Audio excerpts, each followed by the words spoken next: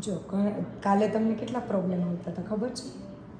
જે આ જ વસ્તુ હતી, બ્લેન્ડિંગ નહોતું થતું બરાબર, પ્લસ જે કલર કોમ્બિનેશન કેટલું એકદમ બ્લેન્ડિંગ થઈ ગયું છે. તો કાલે કેવું થતું હતું, પરફેક્શન નહોતું આવતું. શું કામ? કે ફર્સ્ટ ડે હતું, ફર્સ્ટ ટાઈમ હતું.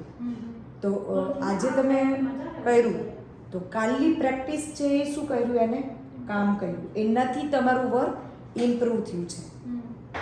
તમે પ્રેક્ટિસ ના કરી હોય તો આ પોઈન્ટ તમને ક્લિયર થાત કે ના થાત? ના થાત. સવાલ જ નથી કે તમે જેટલી મિસ્ટેક કરી છે એમાં હું પોઈન્ટ ટુ પોઈન્ટ તમને સમજાવતી ગઈ કે અહીંયા હજી ડાર્કની જરૂર છે, તો ડાર્ક કલર લઈ, ડાર્ક કલર લઈ અને બ્લેન્ડિંગ કરો. તો આ ડાર્ક થઈ ગયું તો આ લાઇટર શેડ ઉઠી ગયું છે.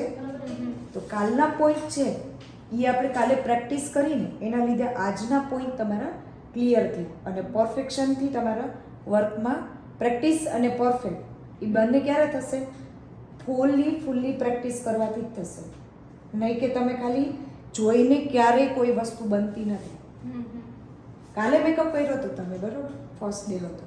આજે મેકઅપ કર્યો છે, તમને તમારા જ મેકઅપમાં શું ચેન્જીસ લાગે છે? તમે જ બોલો. ચેન્જ લાગે છે. કાલે મારાથી બેઝ હાઈડ નહોતો થયો, આજે એનો બેઝ પરફેક્ટ છે, આઈ શેડો પરફેક્ટ છે. કાલે બ્લેન્ડિંગ નહોતું થયું. તો એક દિવસ ખાલી પ્રેક્ટિસ કરવાથી આટલું ઇમ્પ્રૂવ થાય છે.